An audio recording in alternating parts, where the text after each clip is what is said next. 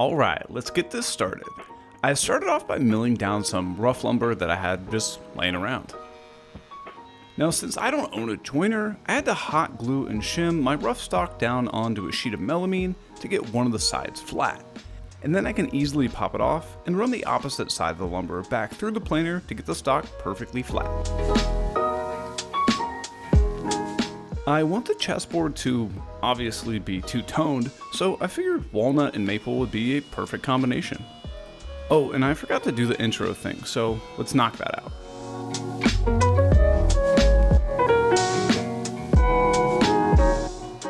Okay, back to the build.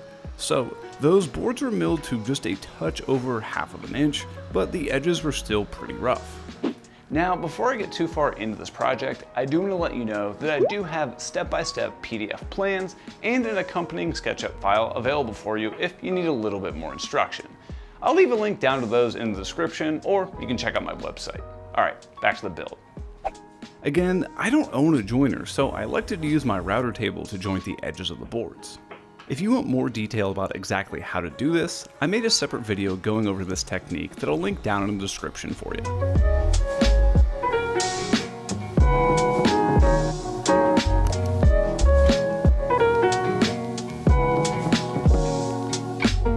Now that those boards are perfectly milled up, I can set my fence to the width of the squares that I want for the board.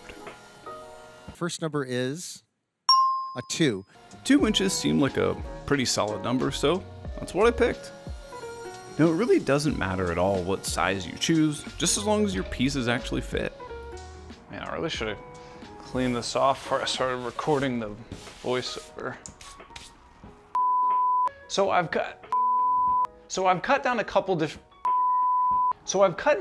2-inch strips, and that's because I want to have 2-inch squares on the chessboard. But you'll notice that I have 2 pieces that are substantially larger, and it's really just the offcuts that I have. So what the plan is here is to assemble all of the pieces in an alternating pattern, and because I'm not very good at gluing things up, I left the pieces on the outside a lot larger so that once it's all glued up, I can square it up and trim off the excess at the end. So let's get all those pieces glued up, and then I can come back tomorrow. So before I butcher this speaking part even more, let's just get these damn things glued up. As you can tell, talking to the camera can be a little frustrating sometimes, but hey, that's just how these things go. Anyway, I popped all the boards up on their sides and applied a healthy amount of glue to each board. Come to think of it, is there an unhealthy amount of glue? Focus, Eric.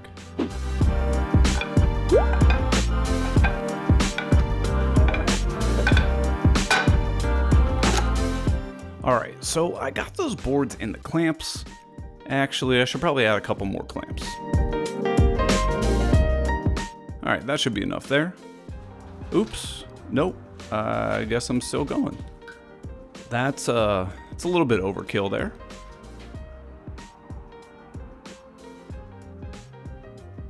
I think that'll do it. Well, time to leave this overnight and come back in the morning.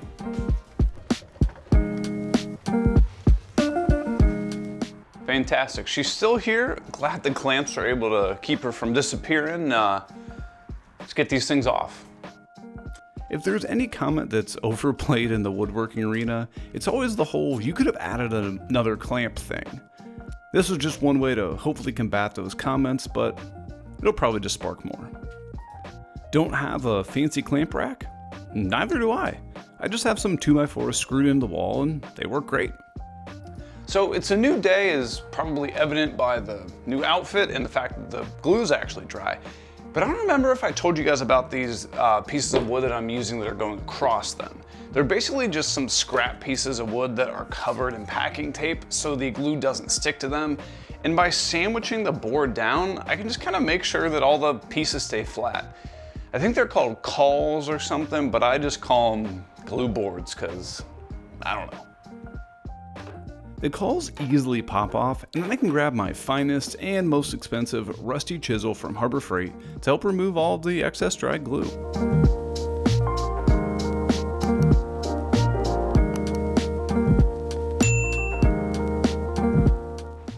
And for anyone who has a keen eye, they might have noticed I actually do have a couple holes, but I can very easily fix that with a little bit of CA glue and a little bit of activator. This stuff is super simple. Just pour some CA glue into the void, spray it down with the activator, and you're done. And if you want to check out the stuff for yourself, I'll leave a discount code for you too. This is a time where I really wish I had a wider planer or maybe a drum sander to help keep this perfectly flat, but I don't, so I just had to sand it by hand to remove all the excess glue and get those individual boards aligned. The next step is probably the most critical part of the entire build. I aligned my square to one of those stripes and marked out a perfect 90-degree angle. And this is exactly where I need to cut to make sure that I get those perfect squares on the chessboard. There are tons of different ways to make this cut, but I think the most approachable is probably just with a circular saw and some kind of a straight edge.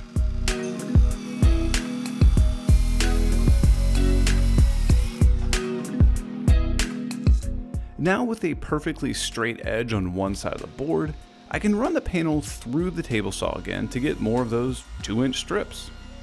To make sure that these strips were the exact same size as the previous ones, I left my table saw fence overnight at the exact same setting because if you never move it, it shouldn't change, right?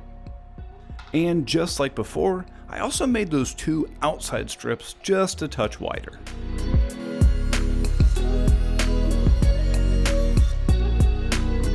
And I think this is probably the most satisfying part of the build, where I can simply flip every other strip over and reveal that chessboard or checkerboard pattern, whatever you want to call it.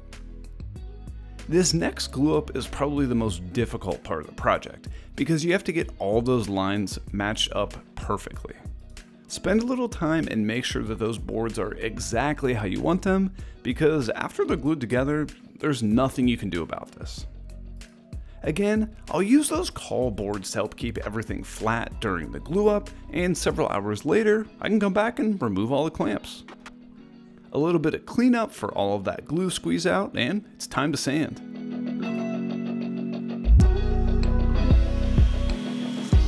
I ever told you how much I absolutely hate sanding? I think it's another one of those things that woodworkers say all the time, but honestly, it's the truth. Sanding sucks.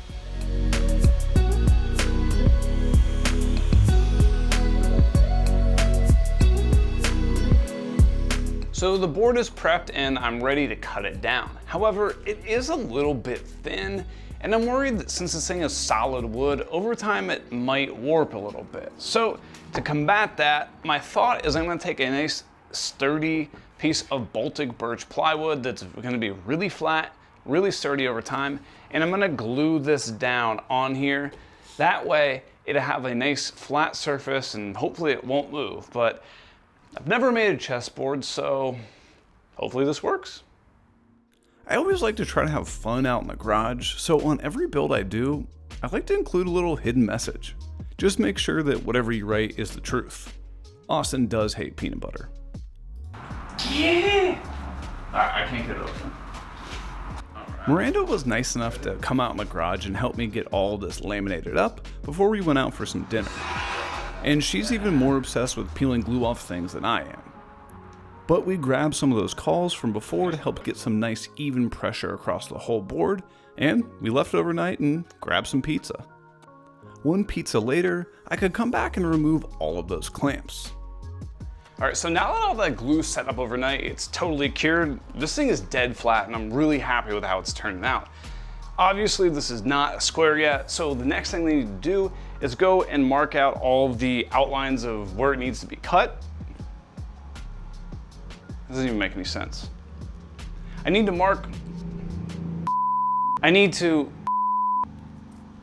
I can't think of the word. I need to mark out the outline here and cut it. Nailed it. Seriously, talking on camera is a lot harder than it looks. I just try to keep it real here and let you know what it's actually like going through the build. Anyway, I grabbed a square and marked out the outer perimeter of the chessboard, and While you could absolutely use a circular saw to trim to the line like I did last time, the track saw works great too, and it's probably easier.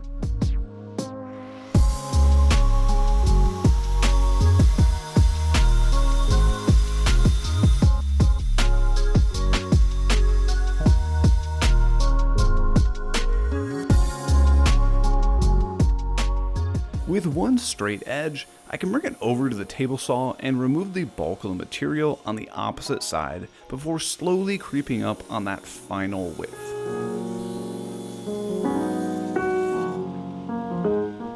I'll then repeat the exact same step to do the adjacent side, but I'll use the circular saw this time just to show that that works too.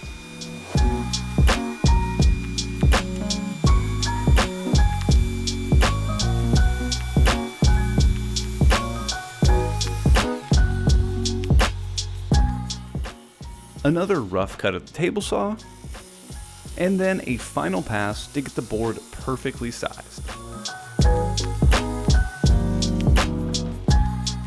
So I've got the main shape of the board pretty much done, and I want to frame this whole thing with some walnut. However, I think that if I just do walnut all the way around, I don't know, I just don't think it's going to look exactly what I'm going for. So my thought is to make a really, really thin strip of maple, surround the whole board, and then put the walnut on the outside for no reason other than I think it might look a little better, but I don't know, we'll see. I didn't have any maple that was actually thick enough to make up those strips, so I decided to get a little bit creative. I beveled my blade to about 45 degrees and figured I could just make some thin bevel cuts to effectively make wider strips. I started out by ripping off the edge of the board and then used the back side of my feather board to act as a repeatable stop to get multiple pieces of the same size. I have no idea if this is the best way to do it, but it works. Sometimes you just gotta get creative. After the strips were cut, I could glue 2 strips on and let them set up for a couple hours.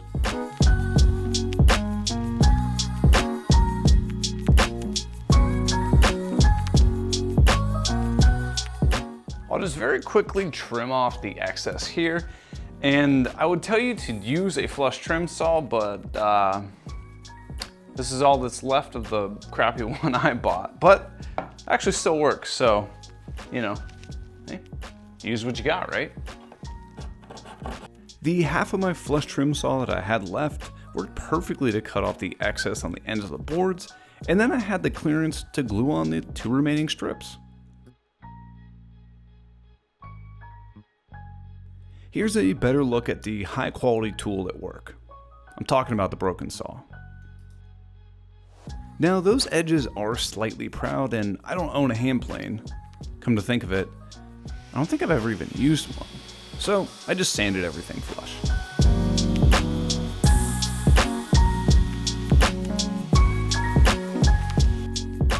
With the edge banding all situated, the next thing I needed to do was cut the pieces for the border. I slid my fence over to the thickness of my chessboard and started ripping down a few strips of 8/4 walnut.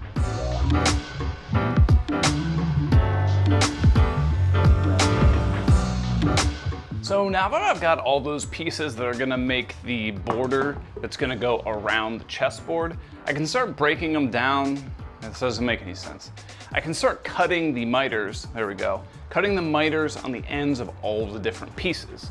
So the way that I like to do it is to make one single cut on all of the pieces and then one by one just kind of fit them in place. I find that works much better than cutting them all to the exact same length because there's a possibility that this board isn't perfectly square, even though I wish it was. So check this out. I grabbed my miter gauge and adjusted it to exactly 45 degrees. Even though this is probably unnecessary, I really like clamping my workpiece to my miter gauge whenever I make angled cuts. Just feels like I get a better cut. With the 45-degree angle cut on 2 pieces, I can bring them over to the chessboard and meet them at one corner. On the opposite corner, I'll mark out where it needs to be cut, and also a rough line just to make sure that I actually cut the angle in the correct orientation. Back over at the table saw, I can take a stab at the cut. And then back over at the board, I'll see that it's slightly too long. After a little haircut, the piece fit perfectly. Now this method may seem like a huge pain, but I find it to be the most consistent way to get the best results. And if you want to help me get the best results out of this channel, consider sending this video or any of my other videos to someone who might think they're interesting. Any help growing my channel would be immensely appreciated. And if you would like to help even more, consider checking out all of the rewards and exclusive merch I have available for you over on my Patreon page, linked down in the description below. I wanted to give a huge shout out to Dr. W. Chris Hudson and all the rest of the folks that are supporting me on Patreon. They're truly getting me one step closer to being able to quit my day job and turn this channel into my career. So if that's something that you would like to help out with, consider clicking that Patreon link down in the description below. And as always, there's no pressure, so let's just get back to the build. With that last side piece fitting perfectly, all I need to do is glue everything up. Several hours later, I took the board out of the clamps and brought it over to the router table for a finishing touch. Hold up, we need to have a discussion. So I would argue that this particular, I think it's like a Roman OG bit or something like that, is probably the ugliest and worst edge profile you could possibly pick. And I tried to convince the client to let me use like a nice modern super steep bevel or chamfer or I don't know, whatever, one of those. And they refused. They were dead set on having this super old, disgusting looking router bit that I absolutely hate. But that's what they want and they're the person paying. So unfortunately, I'm gonna ruin this chessboard with that router bit there. So sorry. Anyway, back to the build. So yeah, this router bit looks horrible, but sometimes you just have to bite the bullet when it comes to taking custom commissions. Instead of looking nice and modern, this looks like something you'd find in a thrift store. So please, if you make this chessboard, please do not use this bit. This router bit sucks. After a little bit of finish sanding, it was time to apply some finish. I went with an oil-based finish for this one for a little bit more protection, and that's what the client wanted. And I'll leave a link to this and all the other stuff that I use on this project down in the description. Now let's see how it turned out.